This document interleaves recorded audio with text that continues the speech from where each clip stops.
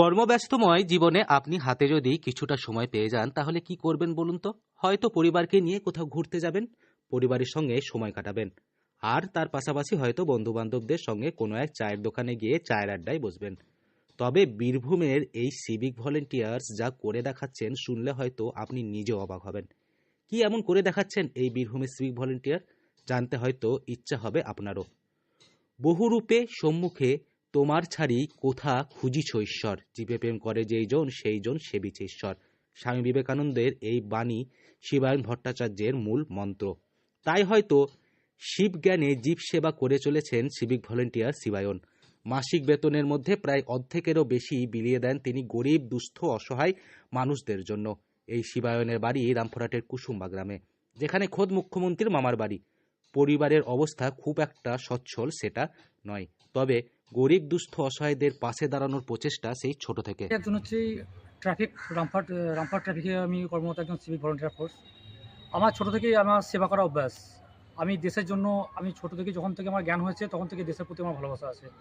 আমি ছোট থেকেই গরিব পরিবেশ থেকে উঠে এসেছি। তো আমি যখনই ডিউটি করি, যখনই ডিউটি থেকে বাড়ি ফিরি বা ডিউটি কমপ্লিট করি, আশেপাশে দেখেছি শীত থেকে শুরু করে বিভিন্ন সিজনে অনেক অসহায় মানুষ আছেন যারা হয়তো এক মুঠো খেতে পাচ্ছেন না বা পোশাকের জন্য অনেকে হয়তো অসহায় অবস্থায় কাটাচ্ছেন। তা আমি দেখেছি যে আমার বেতন থেকে যদি ৩ থেকে ৪,০০০ টাকা করে ওনাদের জন্য রেখে যদি ওনাদের কিছুটা হেল্প করা যায়, তার জন্য আমি মাসিক বেতনের একটা বড় অঙ্ক তিনি গরিব দুস্থদের জন্য খরচ করে থাকেন। পথ শিশু থেকে শুরু করে রেল স্টেশন অথবা বাস স্ট্যান্ডে যে সমস্ত মানুষেরা অনাহারে দিন কাটান তাদের একমাত্র আশার আলো এই শিবায়ন।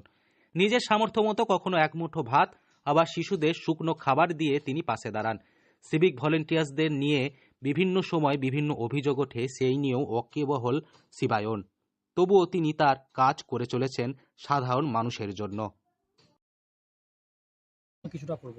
সেই জন্য শীতের সময় ওনাদের যথেষ্ট পরিমাণ পোশাক আমি যতটা পারি, এবং শীতের সময় যতটা খাবার ওনাদেরকে অসহায় অসুস্থ কিছু মানুষ আছেন তাদেরকে পৌঁছে দেওয়া, রেল স্টেশন হোক, বাস স্ট্যান্ড হোক বা যে কোনো জায়গায়। এবং ডিউটি কমপ্লিট শেষে দুস্থ কিছু বাচ্চা আছেন যাদের হয়তো টিউশন জোগানো, পড়াশোনা করা হয়তো খরচ দিই, তাদেরকে হয়তো বই খাতা পেন কিছু হয়তো কিনে দেওয়া, এবং তাদেরকে হয়তো জুতো বই খাতা পেন যতটা দরকার হয় আমি তাদেরকে বলেছি যে যা প্রয়োজন হবে তারা যেন আমাকে যেন অবশ্যই যেন জানায়। সহকর্মীর এইরূপ কাজে খুশি রামপুরহাটের ট্রাফিক অফিসার। গরিব দুস্থ অসহায়দের পাশে দাঁড়ালেও কাজের ক্ষেত্রে কিন্তু কঠোর তিনি। ট্রাফিক আইন ভাঙলে অথবা হেলমেট পরে গাড়ি না চালালে প্রথমবার হয়তো সতর্ক করে ছেড়ে দেন তিনি। তারপরেও যদি ওই ব্যক্তি একই রূপ ধারণ করে তাহলে সিনেমার সিংহামের হয়ে যান শিবায়ন। বর্তমানে দুরারোগ্য রোগীদের পাশে দাঁড়িয়ে আত্মবল বাড়িয়েছেন তিনি। চিকিৎসা ক্ষেত্রে উন্নতির জন্য ইতিমধ্যেই মরণোত্তর দেহদান করেছেন তিনি। সে বিষয়ে তাদেরকে হেল্প করি, এবং সবথেকে বড় ব্যাপার হচ্ছে মরণোত্তর দেহদান, যেটা আমি করেছি এবং আমার পরিবারকে করিয়েছি। এই আমাদের ভারতবর্ষে প্রত্যেক দিন অনেক মানুষ আছেন যারা অঙ্গহীন অবস্থায় জন্ম নিচ্ছেন, যাদের হয়তো চোখে দেখতে পান না। এই মরণোত্তর দেহদান করলে কি হয়, যদি আমি ইয়াং জেনারেশনকে টানতে পারি তাহলে দেশে আমার একটা দিন সময় আসবে যে কোনো অন্ধ মানুষ হিসাবে কাউকে থাকতে হবে না।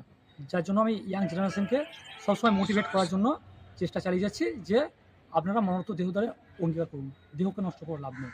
এবং ক্যান্সার যারা পেশেন্ট আছেন সেসব পেশেন্টের কাছে আমি গিয়ে তাদেরকে মনের মধ্যে আনন্দ যোগাচ্ছি যে এটা এমন কোনো ভাইটাল কিছু নয়, আপনারা বাঁচুন, যতক্ষণ আপনাদের অসুবিধা হচ্ছে ততক্ষণ আমরা আপনাদের পাশে আছি। বীরভূম থেকে সৌভিক রায় রিপোর্ট, লোকাল 18 বাংলা।